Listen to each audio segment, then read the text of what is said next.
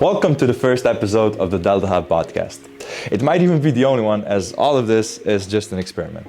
We put our perfectionism aside and decided to spontaneously do this. So there's no name, no intro, just us trying to create something and not worry about the end result. My name is Jan, I'm the CEO and co-founder of DeltaHub, and today I talked to one of our customers, Eli Alcaraz, who's a website designer and developer for personal brands like Tom Noske and Patty Galloway. Today we talked about his courage to move from the Philippines to the UK and start his own business from scratch, how he invested in online courses despite being in debt already, and how that changed his whole trajectory and career. The fulfillment that he gets from his work, how he landed his biggest clients, how his desk setup supports his creative process, and how he unplugs from work to enjoy life.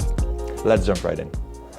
Yesterday, before I went to bed, I was actually like, damn, I'm so excited about tomorrow to wake up and to do this, because it's something new. It's something that I feel like I haven't done in the past couple of months, not enough at least, which is to play more, to create more.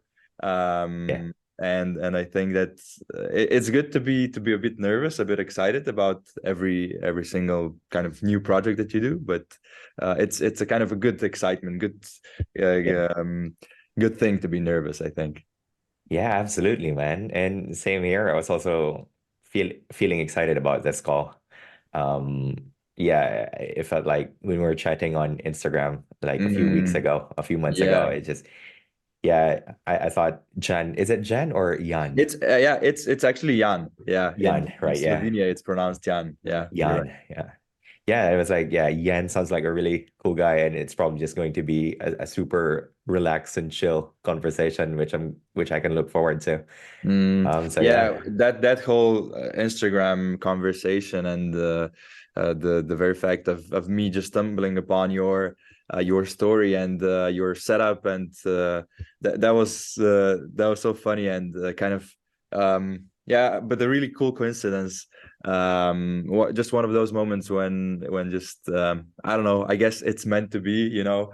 So I've been following Tom Noske for for a long time now, and just scrolling through Instagram stories, and I saw your video about the success that you guys had when you created the website for him, and in the little, I don't know, left hand corner was just a tiny bit of our carpio wristers, and I was like, Yeah. what's that there? And that's when I decided to say, fuck it, man. It's late. It was, I Yeah. think, 11 p.m. or something. But I felt that I wanted just to congratulate you and just to say that it's an honor that you're using our product, and that's how all the conversation started. So yeah, that was so Yeah. cool. Yeah, actually that was fun to like realize that, oh shit, you're sorry. No Didn't worries, no realize I worries. can cuss. No worries, you can. Yeah, I didn't realize that I was speaking with the CEO of DeltaHub, and yeah, I've been at that time I've already had seven of your products, so that Yeah, was fun for me as well. for me that was such an honor, because I think for every, as I already told you in our chat, I think it's an honor for every entrepreneur or creator or whatever, to see someone on the other side enjoying their stuff, the thing that we create or that you create, either content or products or services or whatever, to see the impact that you have on other people. It's something that I don't know how you find this, how it is with you when you do your work, the satisfaction that you get. Can you maybe explain a bit about that? Yeah, so obviously I work with personal brands, and Mm-hmm. it's always so nice. So, one of the greatest like satisfactions and fulfillment that I get with my work is really just be able to help my clients, amplify and spread what they're doing in a way that's, beautiful and effective. And a lot of the times, I become fans of the clients that I work with. So Mm-hmm. people Mm-hmm. like Tom, because they do have they do have impact in their own little community in helping their audience grow, become better versions of themselves. Mm, And when I meet people like meet people like that, they also end up inspiring me, and I sort of like become engaged and invested with making sure that I also I help them by creating them a platform that can amplify whatever their mm, mission is. So for mm, someone like Tom, like when empowering people to become, you know, personal brands mhm, in this time and age, uh, like when he shared when he shares my work, or when he shares his program in the cohort, his program in the product that he shares with his audience, uh and it's on a platform that mhm, just reinforces everything that he stands for. mm, I take great pride and fulfillment in that. mm. Amazing. So how what kind of role would you say that that fulfillment or work plays in your life, if we jump into that for a bit? So yeah, what impact does it have on your life personally for you to be able to create these things? Um, Yeah, it has a huge impact for me. I think I do believe that when we do work, it's great to be able to do work that, you know, gives us uh fulfillment and a sense of purpose in a way. mm, Because you work is such a huge factor uh of our lives, really. And it work is one of those things that mold us, because work just takes up like I guess yeah, 8 to 12 hours of our days, a third right? of your life, A third of basically. your life, yeah, exactly. And I think it's quite important, and it's quite a privilege to be able to find work Mm, that sort of like, you know, gives you uh yeah, sort of like that mission and that fulfillment. I keep mm. saying the word fulfillment, but Yeah, yeah, it is. it's And true. not it's not everyone is lucky to be able to find work that you know, gives you that sort of like satisfaction. And Mm, when you do find it, it it it becomes your identity as well, in a way. mm. Does it even feel like work for you? Oh, it definitely does. There's Okay, no like sugarcoating okay. it. It Yeah, definitely yeah, still is work, yeah. but it's good to know that you are in the right environment, you are in the right kind of work. Mm, And then it's not easy, but you know, it makes it, you know, worth it. it makes it worth it, I would say. Exactly. Mm, yeah, of course. Has it always been like that for you? Not always, if I'm Okay, gonna be honest. Yeah. So I've been doing graphic design work for since 2010 now. And for okay. a while, yeah, for a while, it's just been like a means for me to um, you know, pay the bills, get work done. Mm, At mm, the time at the time I was still in the Philippines. So I'm originally from the Philippines. I'm based in okay. the UK now. Nice. Yeah. When did Yeah. you move here? Yeah, I moved here back in 2020. So yeah, Okay. that was in the middle of the Okay. Okay. pandemic. Okay. And yeah, and at the time, before moving to here in the UK, I was in the Philippines, and I was working for agencies based in the US. So you know how Mm, you've got Western agencies, and hmm. they outsource the labor Yeah, of course. to Yeah. Asia to Mm, save on costs. So I was one of those guys, and I did a lot of graphic design work. But at the time, yeah, like what you said, like what I said, it's just a means for me to just I just saw it as a job. mm, Because I was just an employee back then. It wasn't until when I moved here, and when things changed for me. I was like, because when I moved here in the middle of the pandemic, mm, um, uh, I didn't really have a lot of opportunity for me, because it's the middle of the pandemic. There's not a lot of hiring. For the longest time, what I've known was just working with Western agencies who outsource mm, their labor mm, to people in Asia. But now that I'm no longer in Asia, the pay didn't work anymore because the currencies are different. Mm. Um, and so yeah, that was when I had to like really look hard and have a serious conversation with my wife with what I need to do to be able to help her out because my wife is a nurse here, and that was Mhm. during the pandemic, and nurses at the time Mm. were like also under great pressure. Mm. And that was when I decided to go freelance and go full time on freelance work. And yeah, that's when I decided that yeah, I think I'm gonna work with personal brands since I've been sort of like in the space, personal brand space for a bit, and it became quite helpful as well because and a lot of the things that I needed to do for myself was to also Mhm. improve myself. Mhm. Um, and as you know now, self improvement is such a Yeah, is such a known thing now. big Everybody topic. is Yeah. yeah Mm. is yeah, and most of these personal brands are thought leaders on these spaces. Mhm. And Mhm. so it there was that alignment there where I needed to improve myself.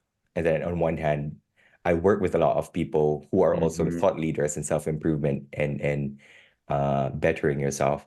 And so sometimes I would just, sometimes I would just, you know, immerse myself in learning and reading books and in whether consuming content that helps me become better. And so when I get to work with people who are also like who are helping other Mhm. people do that, it's just second it's just there's just alignment, Yeah, and yeah. that's how it to answer your question, I guess, in a short way, that basically how it affects my day to day. Yeah, that's really inspiring to hear, and it seems like it was quite a big challenge to move here and to set everything up like from ground up. Can you share a bit more about that because it seems like you needed a lot of courage. What was this process like? What was going on in your head? I mean, Yeah. to move from another part of the world, it doesn't seem easy. Oh yeah, it was very exciting for me at the time. But don't get me Okay. wrong, it's never an easy thing to relocate your entire life Mm. from one place to another. And And but you yeah, were for married at the context, time? yeah, I Okay. was married at the time. For context, my wife already works here in the UK. She's also Okay. from the Philippines, Okay. but she's already working here in the UK for over 8 years. Okay. Okay. So we got married in 2019. Um, and then the idea was like, I'm gonna move here and join her here in the UK by 2020. But we know what happened then. Mm. So Yeah. that sort of like delayed things. But yeah, but due to the nature of my work, since I work with clients all over the world, it made a whole lot more sense for me to move here instead of for her to follow Of me. course. Yeah. Mm. So yeah, that's what I did. Pack my entire life in just two suitcases and just move here. And the funny thing was, I remembered one of the things when I moved here was I had a few requests that Okay. I wanted to. I had a few requests for my wife that when I moved there, it would be great if I had these three things so that I could just start working right away. Okay. And one of those things was a Logitech mouse, so that I have a mouse when I work, and then a Carpio really. And that was still V1, yeah, the Oh version yeah. one. And then yeah, so when I got here, that was my first Carpio, by Oh the way. wow. That was my Oh wow. explicit request from my wife. It would be Oh great wow. if I had a mouse and a Carpio um when I get there so that I can start working right away and Right start away. looking for jobs. Okay. So yeah, that was a nice funny tidbit. But yeah, it's been great. Moving here basically just provided provided me a lot of opportunities that Mm. I may not have had been able to encounter back if I were in the Philippines. Mm. Mm. Were you at any point like worried about um how it will all work out? Because you jumped into a pool of new opportunities. Was there always excitement and courage and positivity? And how about people around you? Were they all supportive of this or concerned? Oh yeah, absolutely, man. This entire move was definitely exciting for sure, but there was Yeah. also a lot of anxiety around it. Mm, mm. Yeah, it doesn't exactly help that at the time when I moved here, it was in the middle of the pandemic. Yeah, yeah. So there were not a lot of employment that was going around. There were not a lot of jobs going around. Mm, I remember having a conversation with my wife because you know, at the time my wife was doing a lot of the heavy lifting in terms of like paying for the bills. mm. Um, and then at the time she was also under a lot of pressure because of pandemic. Yeah, yeah. So I was on the verge of, you know, I was open to doing anything, man. Like Mm, I would do I was hoping to considering Uber driving, mm. and I'm like, you know, I'm an app. I have a few Apple stuff. I could probably be an Apple genius at the local Apple store. I was down Yeah, to yeah. any of that. And yeah, at the time, I'm lucky because my wife was just supportive of me. And Mm, I remember at the time, I had credit card debt accruing here from the wedding to the entire transfer here. And one of the things I did was just I just bought a course that would help me kickstart my freelancing job. mm, I remember not telling my wife about that because one of the things that we wanted to agree upon was when I move here, what we got to get rid of the debt because we don't mm. want to like accrue debt at the beginning of our first year here in the UK. And so I didn't tell her. I used my credit card, Mhm, purchased the course, and mhm. then you know, luckily, fortunately, that investment sort of like started paying off, and it yeah, that's how I started to gain momentum for my work starting then. Nice. I assume that that education and investing in yourself plays a big role in your life. I mean, has played. Um, Oh yeah, absolutely, man. Um, I would say yes and no because I actually okay. fit in university. I actually finished as a civil engineer. So Okay. Okay. I've never always been, but I guess, yeah, I would say education definitely plays a huge role, in terms of like even if it's just self-educating yourself, definitely works. And for me, what has always worked was just investing in courses really, and just Mm, investing in courses and joining communities of like-minded people. That's always been mm. what's helpful for me.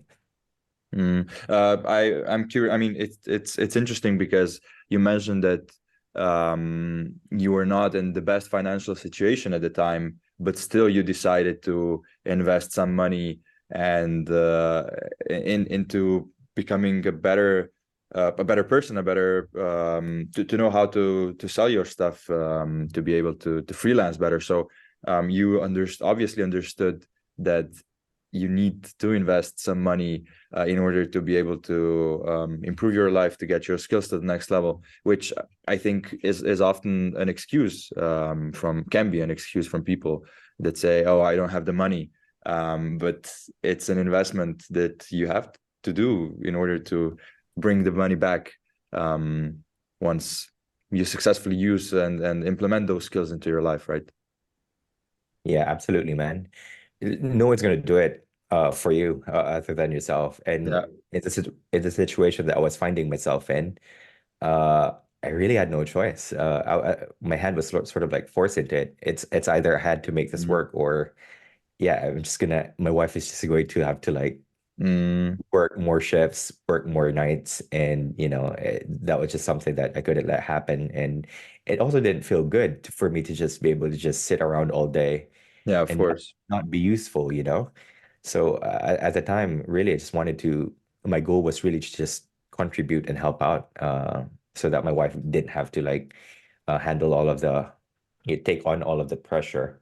Mm, And yeah, education definitely plays a role there to, you know, help me be able to like at least have a good base of how to at least provide services and yeah. do business really, because I haven't done uh business up until that time. I've always just been an employee, And I've always had that employee mindset. And what I Mm-hmm. had going for me was that I at least had the self-awareness to like be able to, I gotta at least be able to know the basics of how to do this, and then I can just take it from there.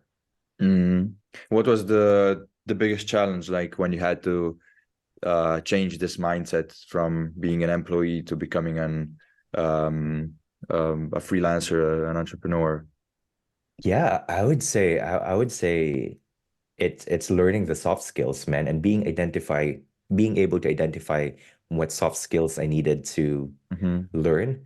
So when it comes to my trade, I sort of like when it comes to all of the hard skills like building the website, Mm-hmm. designing the thing, I more or less have them. I have a decent level in terms Mm-hmm. of like the hard skills. I What I understand. quickly learned was that most of business isn't Mm. just like, it's not just about the hard skills and the technical skills, but it's also about the soft skills like being able to pitch yourself, being able to communicate to people, and being able to like, you know, yeah, create offers and stuff like that. Mm-hmm. So being able to become aware of those things and being able to identify what I needed to learn and be able to do started to become very overwhelming and anxiety inducing at the beginning. But it's one of those things that you just need to keep on doing, and Mm-hmm. develop and build that muscle.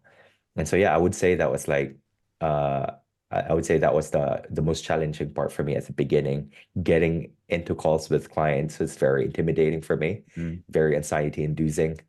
Um, Especially as English wasn't my first language. I wasn't exactly familiar how businesses in the West operated. Mm-hmm. Um, and so those are like the nuances that I had to navigate and learn to work through.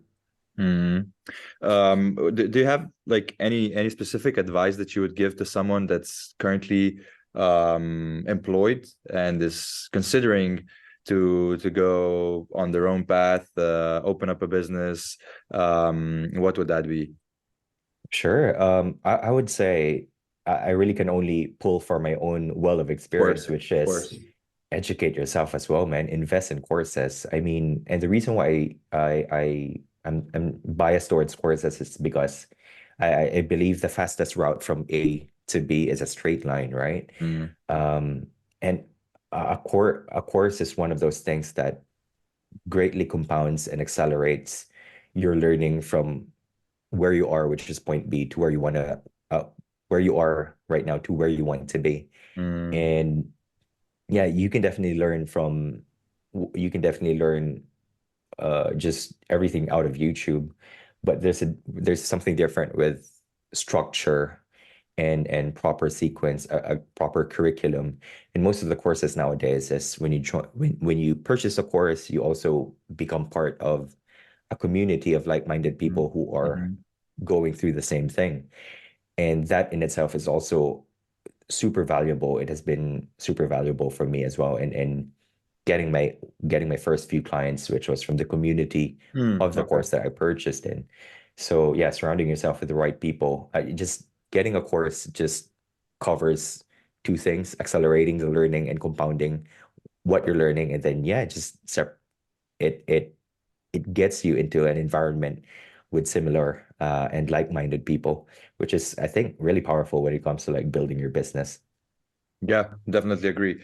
And how are you accepting the fact of all these unknowns when you're starting out, when you're opening up your business or trying um, to get established and everything? There are tons of question marks along the way. How do you navigate through that? And yeah, how do you accept all these uncertainties?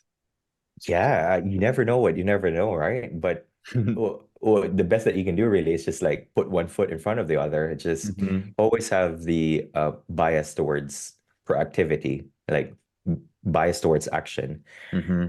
You can never predict what you're gonna have to figure out ahead of you.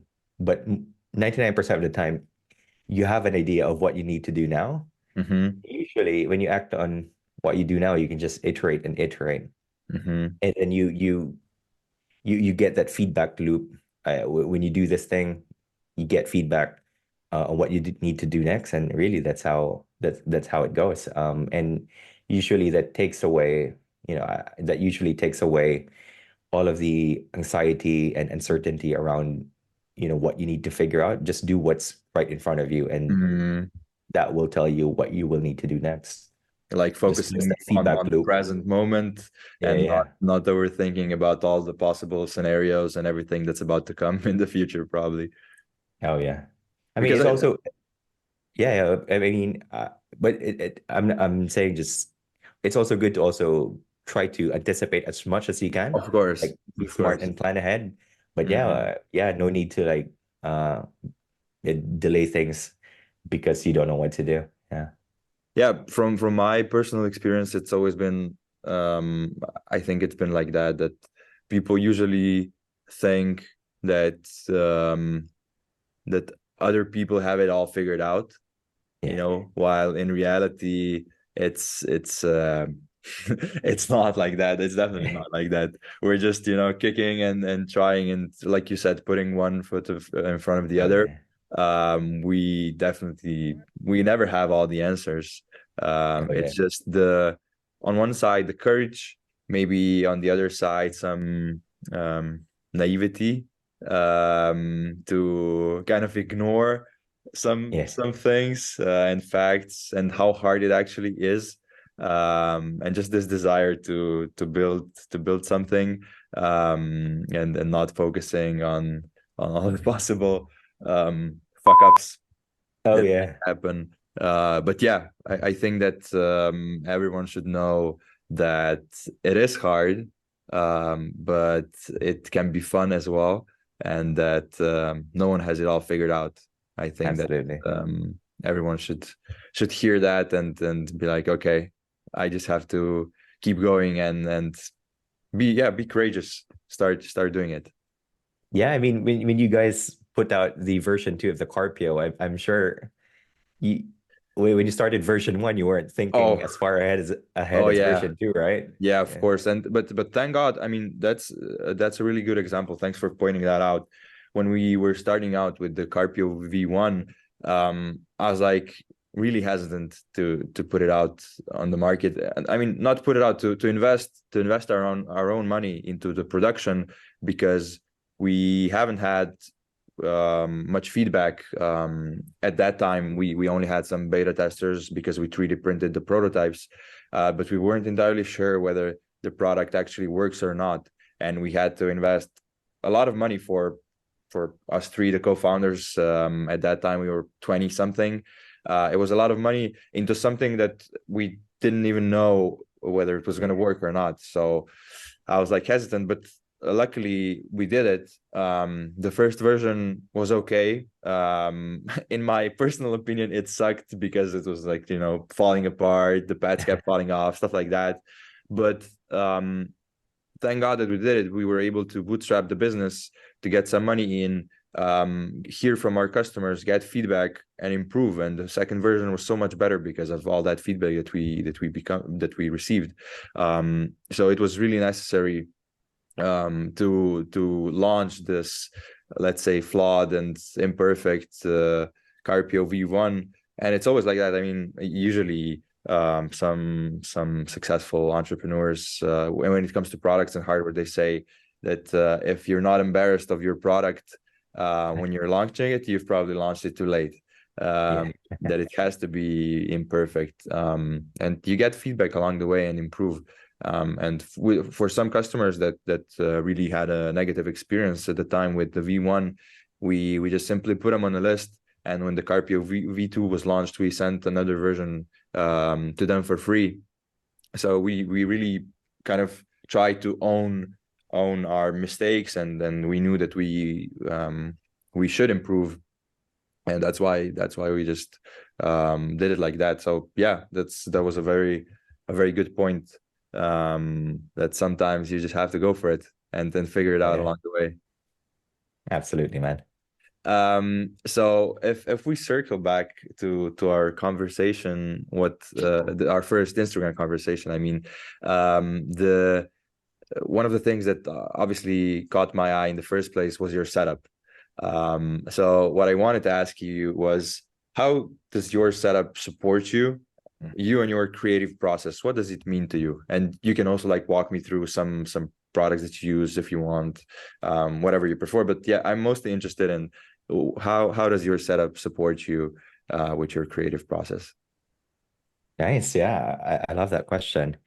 And sure, I'm happy to walk you through the stuff that I have on my desk right now. But yeah, I really believe, environment is one of those things that greatly influence us, Mm-hmm. and not just us, but our minds really. Mm-hmm. And you can take that, you know, you can take that as macro or as micro as you want. But in terms of like the way I work, especially due to the nature of my work, which is in the creative field, having a nice environment that inspires me, that is clean and that is organized is quite um crucial in ensuring that when I do my work, I can just sit down and get into flow as seamlessly as possible.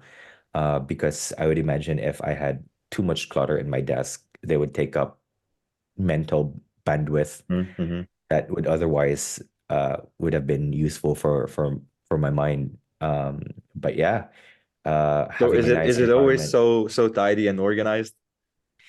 Not always, I would say. Yeah. When I got here, when I started here, I only had a folding table as Okay. my desk. But I've always been inspired by, and I enjoy watching desk setups on YouTube quite a lot. Yeah, that's what I And wanted to ask. Yeah. So how did it become what it is today? Where did you get the inspiration from? How did you create your space like through time? How long did it take? yeah, it took quite a while. I would say, I would say from when it started in 2020, it took around 3 years back in July last year, to like fully bring it to what it is now. And it's been like this for quite some time. And really, it's the inspiration comes from a lot of the desk YouTube creators out there. Mm-hmm. Follow a lot of them on Mm-hmm. Instagram and on Mm-hmm. YouTube. And yeah, I open up all of the links that they put out Mm-hmm. on the videos. That's how I first found out about DeltaHub, really, Oh yeah. even when I was still in the Philippines. What's Mm-hmm. amazing about DeltaHub was like I was also already starting to feel the symptoms of tunnel as well. Mm-hmm. Mm-hmm. I remember I would sleep with a splint, Oh yeah. just to like make sure that in the morning my wrist would be feeling better. But Mm. yeah, that's when I first found out about Scorpio through YouTube creators. And then yeah, as well as the setups, the concepts of what makes a nice desk setup. Yeah, yeah. And what would you what would you say is the kind of most important part of your setup right now, after all this time, when you've already carefully tried out all the different products and or also a follow-up question, how many times did you reorganize it completely? Right, yeah. Not really I haven't really reorganized it quite a lot. Okay. It's sort of like just evolved over time. Mm, yeah, yeah, I get it. I keep adding and Yeah, adding and yeah, adding to it. yeah. But I think the most important thing really is just, and this is gonna sound cheesy, but whatever sparks joy for you, really. Mm, okay, Uh, okay. sometimes we buy stuff that we don't really need, but it brings us, it makes things just a little bit more fun and joyful for us. And yeah, for me, one of those things where like when I was starting my desk setup, I was trying to determine whether I'm gonna go for a black theme or a Mm-hmm, mm-hmm. light theme, because like Yeah, you're gonna want to have like a cohesive styling all throughout. yeah. I eventually went for a light theme color, so like a white white metal, light gray felt desk pad. That's why I Mm-hmm. have the white Carpio. Mm-hmm. And the reason for that was I just wanted my space to be spacious because here in England it can get Yeah. quite gloomy without the sun. So I wanted my space to feel a bit light and spacious. That's why I went for the white white colorway with the pine wood accents to it. And yeah, when I decided for that, it felt quite, it felt quite expansive in a way. Mhm. And What was your our biggest how to say guilty pleasure purchase? ooh, uh that's a good question, isn't it? I would say it's my monitor, Okay. which is a studio display. But then again, it's not really like guilty because I can sort of like You, justify it because for yeah. work. Yeah, of But course. but when I purchased this monitor, I already had a really good monitor, Okay. which already costed thousands of dollars when I first purchased it. And then when I upgraded to the studio display, Mm. uh, which was also thousands of pounds. Uh, I really had to come up with a lot of reasons to convince myself that this purchase is worth it. But Okay. eventually, it's a good thing now that I have the benefit of hindsight. I could really justify that that was a good investment on my end. That's cool. Are there some other things that you do besides work at your setup? Yeah. What do you mean? Like, In with or in that space, not just not necessarily just your setup, but in that room, either create something, read, game. I don't know. yeah. So my desktop is purely just for work and creating stuff. Mhm. Because I'm on a Mac OS, um, I don't really do any gaming on desktop.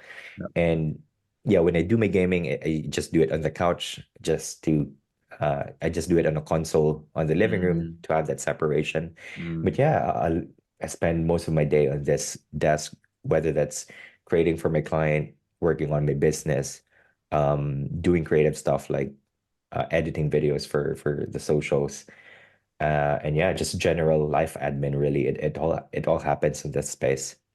okay, yeah, I get it. So, as far as I know, we already talked about this a bit, but you've already achieved some big things at this setup. So, landing Tom and also Patty Galloway, that's a big feat. Are you Oh proud yeah, of yourself for doing that? yeah, I am. I guess I am. Do you take the I time to recognize it? Yeah, I would have to do. I would admit I have to take. I can do a better job of Mm, pausing and admitting that. Even now, as you're asking me, it's hard for me to say that. Yeah, I should be proud of these things. But mm, yeah, I am. I can wholeheartedly say that that's a huge feat for me, especially being only a few years in my business. And yeah, it's one of those things that I make sure I leverage when I try to close other clients that, hey, mhm. I've closed these guys, I can help you with your business as well. So definitely. But then on the other hand, it's still just a snapshot for someone who's looking from the outside, right? It's not that you only achieved those things. So I know, I mean, I'm 100% sure that there's tons of hard work behind that. So what were some of the hard parts and some struggles or challenges that you had to overcome along the way in order to get to these points in life, either during these projects or like in the meantime, some big changes, or what were the hard moments that enabled you to get here and land these guys and work with them? Sure. It's so it give a sort of like a general meta example, but really it's just going through things, even if it feels a bit uncomfortable and you're Mm. unsure that you're going to be able to do it. Like in what I'm doing, a lot of the things I experienced was what do you call that when you feel like you're not good enough to be Good able to enough. Yeah. uh, yeah, and you still need to like Imposters, like kind of imposter imposter syndrome. syndrome. That's it. Yeah. Yeah, when you're Mm. feeling that and you still have to do the job, and so you still need to go through it. and then actually go through it. And a specific example of that was a good example of that was closing Paddy Galloway, really. Mm, So the way I was able to close Paddy Galloway was through a referral. mhm, I wouldn't have been on his radar otherwise. mhm, mhm. And then Just out of curiosity, it was that the referral from one of your groups, from the courses, or more or less, yeah. yeah? Yeah. Nice. Yeah, I used to have an Irish client. Paddy is also Irish. Mm, So these Irish mm, guys, they tend to like really stick yeah. together. Yeah, even if Mm, like they're okay. in the US or wherever they are in the world, Irish people stick Nice. together. Yeah, and so I was able to do a really good job with this other Irish client of mine, Rob. He's a freelance coach. He knows Paddy. He recommended me to Paddy. And then Rob reached out to me and was like, dude, I, I got you I got you a potential job with Paddy. The thing was, can you get on a call with him right now? Mm, And I was like, that was like imposter syndrome, like really seeping in. And I wasn't mentally, I wasn't in the right mental space to be able to mm, get on a call with him. mm. The problem was I already know who Paddy Galloway Yeah, of was. course. Yeah. So I was like, oh man, I gotta make sure that when I show up on this call that I don't look like Mm, I gotta make sure like I look and sound as professional as mm, possible. And I wasn't feeling very confident at all. mhm, But I knew that this is good for this is going to be good for my business. It's going to be a great experience and a case study. And so yeah, I just had to like go through that. And yeah, I would say the challenges of the business is like it's like that on a mm, daily basis, like mm. Yeah. finding something that you need to do and then Yeah. feeling ill-equipped to be able to do that and then deciding to do it anyway. I'd Mm, say like that's the biggest thing that I'm still learning right now. mm, mm. But then on the other hand, the accomplishment that you get after doing those hard things is also like priceless, I think. Yeah, and yeah, and then those things help dictate how you're gonna decide when you encounter the next Next scenario time, like yeah. that. Yeah, because Mm, when you encounter the similar scenario, you could draw upon that experience and like mm, this happened to me and I was feeling the same way, but I did mm. it Yeah. and that worked out well. So, that sort of like Mm. You build incentivizes. your self-esteem, and then your kind of, yeah, Yeah, you start trusting yourself, because exactly. you already proved to yourself that you've done it in the past. So why not do it again? I mean, Oh yeah, it's not easy, but I think it gets a bit easier over time. absolutely. Nice, that's so cool. You mentioned that it's hard not to get attached to work and to the success and everything, when we were talking about the impact that work has in your life. So how do you mitigate that? How do you what are the other things that you do in your life besides that? How do you um yeah, unplug? So Yeah.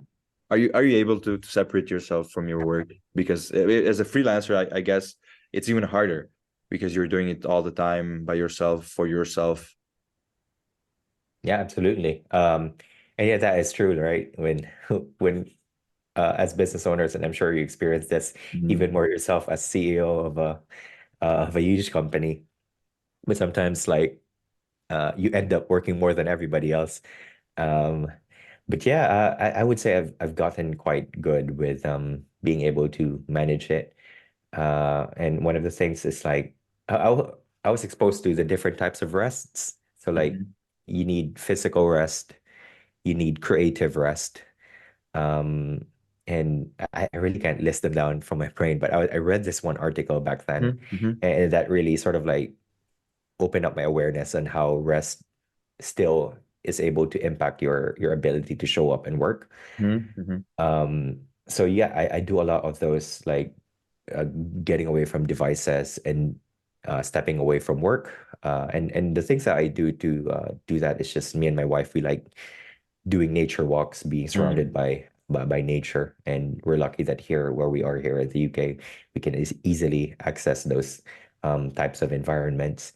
But yeah, sometimes I've decided that on weekends I'll just do as little work as I could. And yeah, I make sure that one of the things that I do, if I could, when it comes to when at the end of the day at my 5 p.m., I just try to stop working as much as I could. Mm. I set up systems to protect myself from working. Like before I close my day, I set up a ritual where I make sure I plan everything that I need to do for tomorrow, so Mm, that when I nice. end my day, I can sort of like I've sort of like brain dump what I Yeah, need to do yeah, for yeah, tomorrow. yeah. Kind of close it mentally and Yeah, then, close it, check out oh, yeah, mentally. yeah. Yeah, and then yeah, have systems in place to like protect myself from always opening up the Mm, emails and the mm. Slacks. But yeah, you just learn as you go. But sometimes I still end up doing checking emails and doing work, Of but course, you get better over time. it's a practice again, as we Yeah. already talked. And what would you say? Who is Eli besides freelancing and building websites and all that stuff? Yeah. Oh, so my wife would probably say Eli is a bald guy who loves creative work, but when he's Nice. not working, he likes coffee. I really Mm. like coffee. I have my own brewing Yeah. kit and set up in my kitchen. So yeah, and like I mentioned, I like going out in nature, being mindful of my wellness, Mm. my health. So I do a lot of I work out and I jog and then I do a lot of nature walk. Mm. And yeah, and really catch up on a lot of TV shows and video games really when you need to like just disconnect Yeah, yeah, and yeah. relax. Yeah. Nice. That's so cool. Eli, I had an amazing time getting to know you better. Yeah. We're I think 45 minutes in now, and we could slowly wrap it up. Yes. I must say this has been, yeah, a really pleasant experience, and especially based on the fact that it's the first episode. Um, Whoa. I'm super Okay. excited. I'm super excited about all the future ones, because I'm sure that we're gonna do more of them. Oh yeah. I saw your newsletter that you put out. Yeah, Uh, collecting questions for yeah, desk creators. Oh man, I'm yeah, looking forward to that. yeah, Yeah. yeah. I mean, just for me personally, it fills me up with energy to meet inspiring individuals that are passionate about creating something. It doesn't have to be like a business necessarily. Just to see someone, yeah, indulging in creative activities, not being all, I don't know, either sad or mm, I'm searching for a word, but negative about life Yeah. and how it's hard to do anything, and blaming others and all sorts of stuff. So yeah, it's really cool uh to meet such people, and it fills me up with energy. And hopefully we can achieve that for someone who will be watching this. I have no idea how many people will Oh see yeah. this. But I'm really glad that we did this and that we started doing this, because there's no particular agenda or reason, or of course I find it interesting and useful also for the business, but it's not the primary goal. The primary goal is really to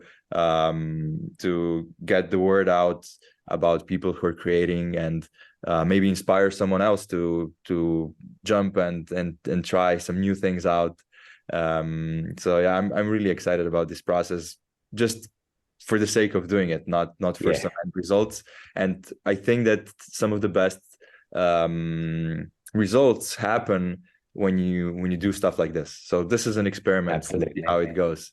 And Yeah. really, thank you so much for being a part of it. Yeah, man. Thank you for having me and first episode, no less. But yeah, I just wanted to say thank you to you guys as well, not just for like doing this, but for putting out the products that you did. They're absolutely impactful. Like I'm not feeling wrist pain anymore. I've just been using the cardio. And like I said, I used to sleep with splints, and then now that's gone. And Mm, yeah, you guys just put out products that really absolutely impact my life. I can't speak for everyone, but I'm sure for everyone as mm, well. mm, And then yeah, an amazing job for you guys continuing to do the work, inspiring others through this new format and this new thing that you're trying. Best mm. of luck for you guys. Mhm. Thank you so much for sharing that. I really appreciate it. Yeah, Just one last thing. In order to continue with this podcasts and meeting new inspiring individuals, I want to give you the honor to recommend or suggest the next guest. It can be someone that you admire and you find interesting. Someone that you believe does creative and inspiring things. So if you can shoot me an email later or something or via Instagram, that would be amazing. We'll see if we can do something and talk to them as well. sure, man. I'll give a good think for that. Okay. Okay. All right. Yeah, thank you so much. This has been a pleasure. I wish you a great day and talk soon. Yeah, thank you so much, Jan. Have a nice day ahead. Bye bye. Bye bye.